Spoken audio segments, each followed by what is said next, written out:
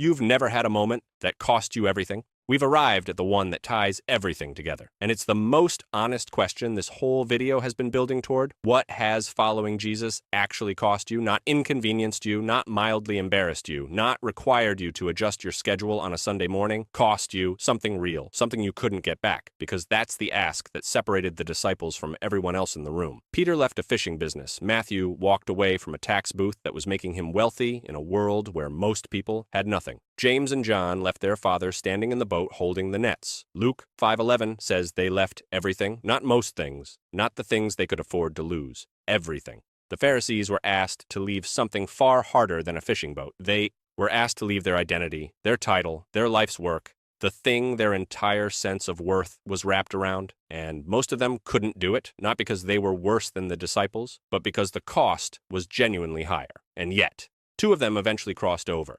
Nicodemus, who came to Jesus in secret at night, shows up in John 19:39 carrying 100 pounds of burial spices to honor Jesus after the crucifixion, publicly, no more hiding. Joseph of Arimathea, described in Matthew 27:57 as a rich man and a disciple, risked his entire standing to ask Pilate for Jesus' body and lay him in his own tomb. Both of them waited too long by most measures, but they got there. At enormous personal cost, they got there. Philippians 3:8 says Paul considered everything he had built and earned and achieved as garbage compared to the surpassing worth of knowing Christ Jesus as Lord. Everything. Garbage. The invitation is still open. It has always been open, but it has never once been free.